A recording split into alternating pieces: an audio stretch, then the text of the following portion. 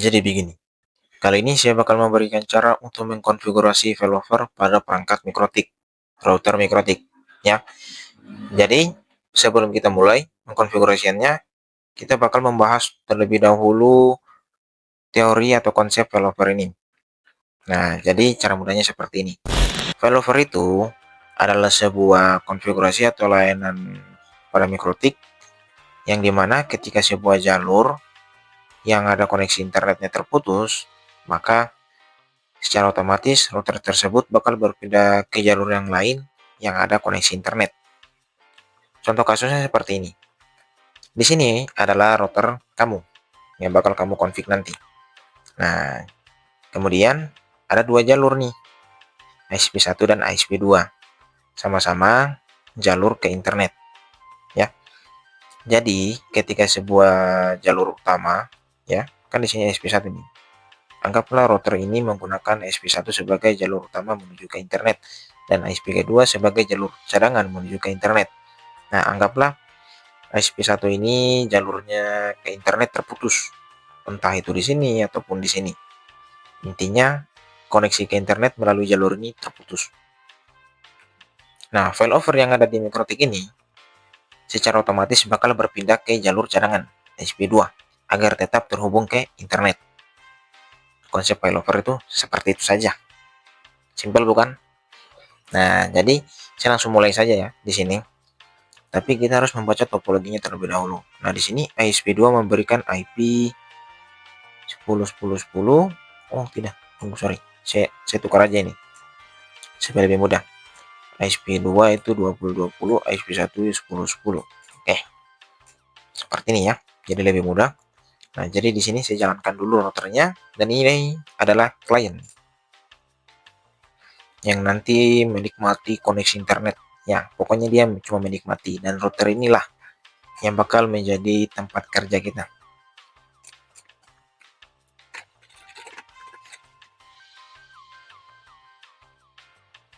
Di sini saya menggunakan Pinet Lab. Jadi Pinet Lab-nya ini tergantung atau bergantung sekali dengan koneksi internet ya. Karena saya mengerjakan dari web Pinet Lab. Oke, tanpa berlama-lama langsung saja mulai. Pertama-tama berdasarkan informasi dari topologi, IP dari ISP1 itu adalah 10.10.10.1 ya, 10.10.1 dan ISP2 yaitu 20.20.1. Berarti router kita di sini bakal mendapatkan IP titik 2 dan titik 2. Nah, di sini berarti titik 2 prefix sesuaikan dengan ada topologi yaitu 30. Interface-nya berada di meter 1. Ini opsional sih, disable no. Namun beberapa konfigurasi mikrotik secara otomatis dimatikan dulu config tambahan kecuali diberitahukan terlebih dahulu jangan matikan config ini. Ini opsional aja sih sebenarnya.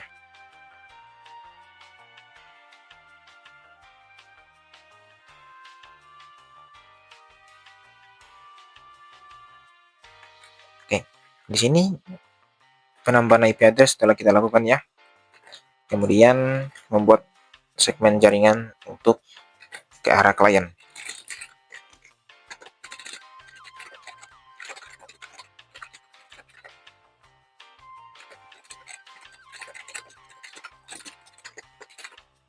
Oke, sudah juga. Nah, setelah itu di sini saya bakal konfigurasi dulu routingnya ya. Oke, saya lupa juga kasih tahu kalau failover ini ada beberapa jenis, yaitu failover basic dan failover rekursif. Nah, saya bakal bahas dulu yang failover rekursif. Nah, sebenarnya failover ini sangat bergantung pada yang namanya routing ya. Jadi di sini saya bakal buat routing terlebih dahulu. Oke. Seperti ini ya. Nah, di sini menuju ke internet melalui si ISP1. Oke. Nah, dan juga failover ini disetting juga untuk distance atau jaraknya ini. Nah, jadi untuk ISP1 ini sebagai jalur utama dan ISP2 ini sebagai jalur cadangan ya. Nah, kemudian di sini saya bakal tambahkan lagi jalur keduanya.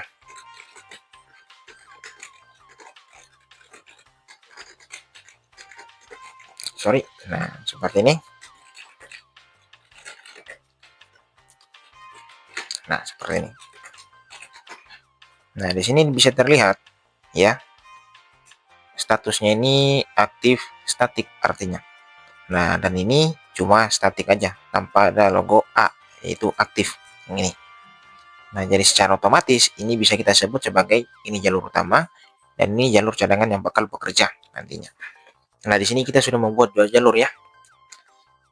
Nah, habis itu ada yang perlu kalian setting lagi untuk konfigurasi routingnya ini. Nah, untuk mendeteksi apakah jalur ke sini ini masih terhubung atau tidak, ya. Jadi pada failover basic dia cuma mengecek kondisi konektivitas antara jalur dari router ini ke ISP. Misalnya jalur di sini putus, dia bakal berpindah ke ISP sini dengan cara cek gateway seperti ini. Route set number. Di sini saya bakal setting number 1 ya. Nah, kita tambahkan parameter check gateway. Check gateway dengan apa? Bisa menggunakan ARP, BFD multi-hop, known, tapi gunakan saja yang ping. Ya, jadi konsepnya Velop Mikrotik ini bakal ngeping terus ke sini, kemudian ada balasan. Ketika suatu saat pingnya ini tidak ada balasan atau replay dari sini, maka failover menyatakan jalur ini terputus. Gitu. Karena jalur ini terputus, dia bakal pindah ke sini dan mulai ngeping lagi, balasan, ngeping, balasan, ngeping, balasan. Dan ketika jalur ini sudah aktif lagi, maka dia bakal pindah ke sini dan tidak ada konektivitas di sini. Ini cuma cadangan aja. Gitu. Nah, seperti ini. Sebenarnya untuk parameter check gateway ini bisa kalian tambahkan di sini ketika menambahkan config ini. Sekarang kita setting lagi untuk yang satunya juga. Nah, seperti ini.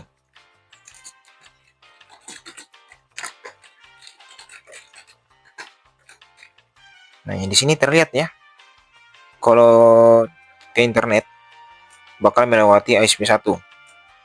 Dan di sini routing ke ISP2 ini belum aktif ya. Di sini dia cadangan nih. Nah, oke. Ini pengetesannya gini. Saya bakal coba ping ke Google. Kok bisa ya? Oh, belum. Setting DNS saja.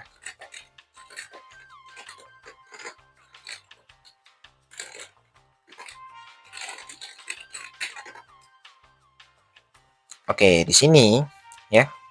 Informasinya dia bakal ke internet melalui ISP1. Semisal dari ISP1 ini ETH2-nya ini mungkin terputus di tengah jalan. Ya, kabel dari router core ke ISP1 ini terputus. Nah, dan di sini statusnya bakal timeout. Nah, ketika timeout ya, router 1 ini masih mengecek apakah ISP1 ini terhubung dengan router core tadi atau tidak. Nah, ketika beberapa saat ya, ketika durasi tidak terhubungnya itu berjalan mungkin berapa ya? 1 menit kali. Nah, pokoknya tidak sampai 1 menit, beberapa detik lah. Nah, secara otomatis failover menyatakan kalau jalur ke ISP1 ini sudah tidak terhubung dengan internet. Maka failover bakal berpindah ke jalur cadangan yaitu ISP2 dan konektivitas berjalan dengan normal kembali. Dan ini jika saya hentikan, kemudian saya cek IP route, maka jalur dari ISP1 ini bakal mati, inaktif. Dan jalur yang ke ISP2 ini bakal aktif. Gitu. Nah, jadi ini seperti menggunakan jalur cadangan gitu. Simpelnya gitu. Nah, anggaplah kondisinya begini. Ini router masih terhubung dengan internet ya, melalui ISP2. Nah, anggaplah kabel dari router core ke ISP1 ini telah diperbaiki. Router core itu satu, ISP, oke pas, seperti ini. Nah, konektivitas masih tetap berjalan, tidak akan terputus. Namun, ya, kalau kembali mengecek tabel routingnya, di sini sudah kembali lagi ke jalur utama. Ya. Jadi di sini failovernya ini bakal ngeping ke sini dan melihat, oh, ternyata SP1 ini sudah kembali terhubung dengan router core. Nah, secara otomatis dari yang mengandalkan jalur sini atau sedang menggunakan jalur ini berpindah ke jalur utama lagi, dan ini tetap menjadi jalur cadangan. Seperti itu. Itulah failover basic. Oke, sekarang saya hapus lagi. Untuk konfigurasi IP root-nya ini kita sekarang bakal masuk ke konfigurasi IP failover rekursif ya.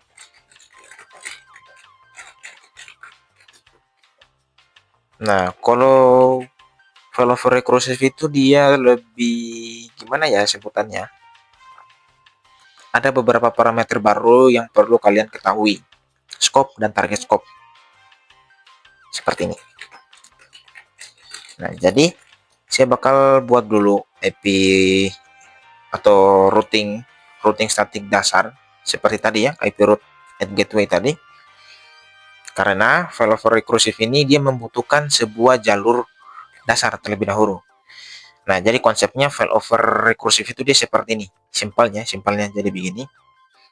Failover rekursif dia bakal ke internet melewati sebuah router yang ada di sini.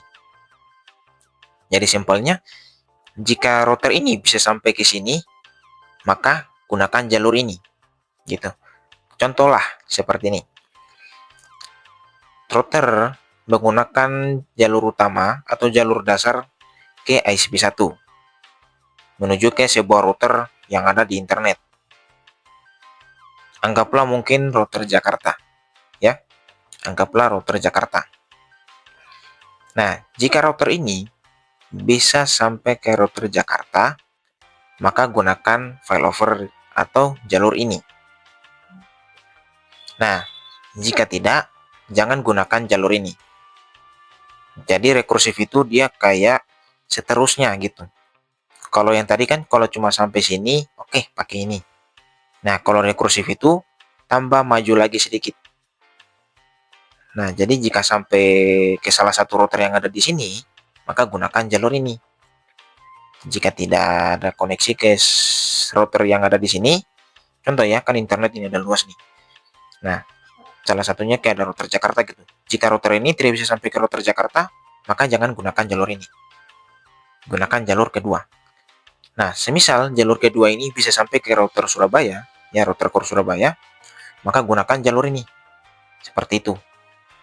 Nah, di sini kalian bakal menemukan konfigurasi scope dan target scope. Langsung saja mulai.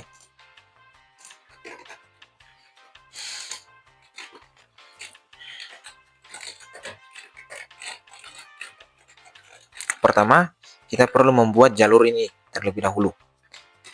Nah, tapi jangan langsung di enter. Kalian harus kasih tahu dulu menuju ke router mana. Di sini saya coba cari dulu deh. Oh, atau ini deh, saya gunakan saja 888 sama 8.8.4.4 itu, ya. Jadi jika SP1 ini jadi jika router ini bisa ke router dengan IP 8.8.8 melalui ISP1, maka gunakan jalur ini. Nah, terus untuk jalur kedua ini ya.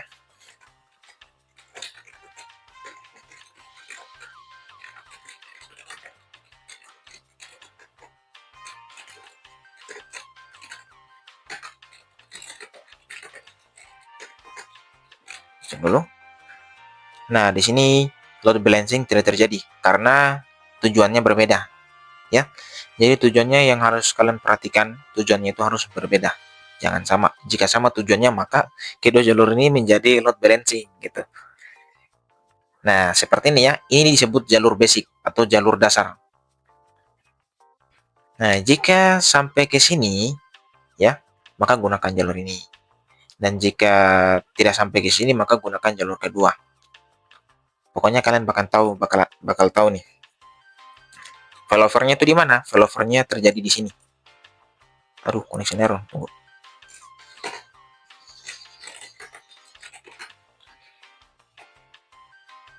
Nah, failovernya itu di mana? Failovernya bakal terjadi di tujuannya ini. Jadi, ya, router ini bakal ke internet melewati ini. Jadi seperti ini. Jadi begini caranya. Root gateway 8.8.8.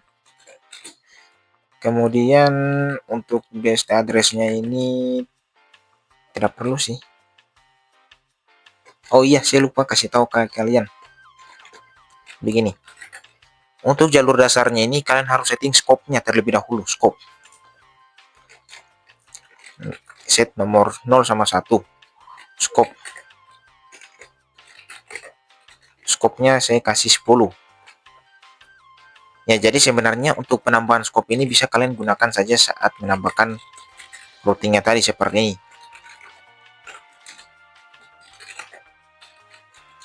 Ini cuma contoh ya. Scope 10. Bisa seperti ini. Nah, namun saya tambahkan setelah menambahkan konfigurasi routing yang ini.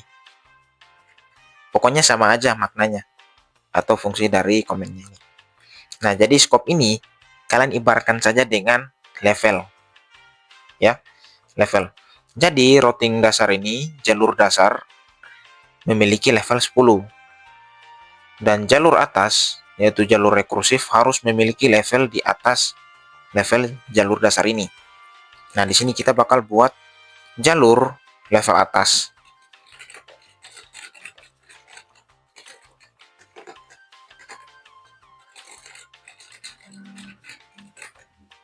Untuk ini tambahkan aja deh supaya lebih enak. Nah, nomor 1, kemudian target scope. Nah, target scope ini level 10. Nah, jadi jangan. Ini kalian harus lebihkan dari 10 ya. Contoh seperti 11, mungkin 12 gitu.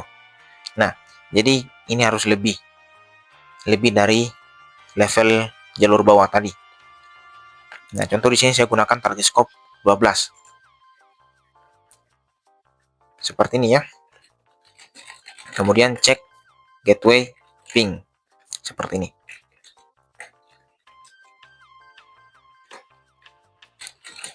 Oke, sekarang kita buat jalur level atas yang kedua. Jalur level atas cadangan.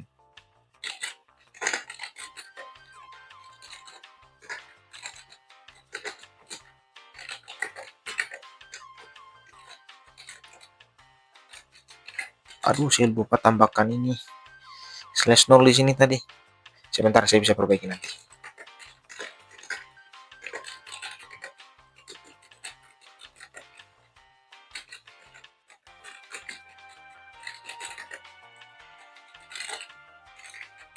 Ya, jadi seperti ini ya. Saya perbaiki dulu tadi yang melewati ini. Nah, yang ini. Yang nomor 1 ya, saya perbaiki dulu nih, harusnya /0 ini.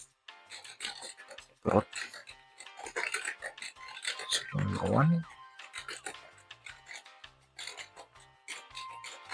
nah, seperti ini.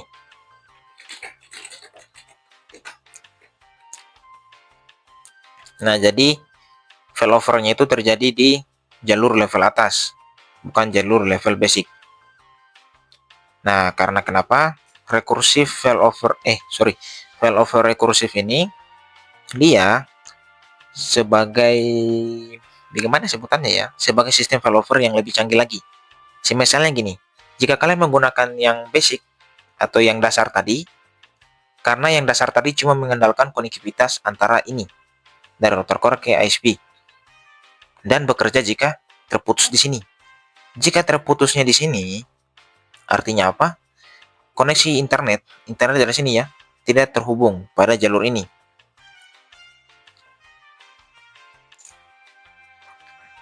Nah, koneksi internet tidak terhubung pada jalur ini. Dan failover pada mikrotik ini atau router ini menganggap, wah, jalur ini masih oke-oke aja. Padahal aslinya koneksi internet tidak ada pada jalur ini. Dan failovernya tetap menggunakan jalur ini. Nah, diciptakanlah failover rekursif yang mengandalkan gateway dari sini. Nah, seperti inilah contohnya. Dia bakal ke 8.8 yang ada di internet ini. Nah, jika dari sini sampai ke sini, artinya ke internet bisa. Nah, jika dari sini tidak bisa sampai ke 8.8 ini, artinya tidak terhubung dengan internet. Dan gunakan jalur yang kedua, ke 8.8.4.4. Awalnya pasti agak ribet sih, tetapi jika diulang-ulang, latihan terus-menerus, bakal terasa mudah.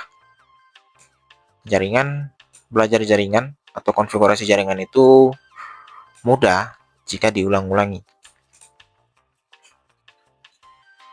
Dan seperti ini, tutorial kali ini sudah selesai.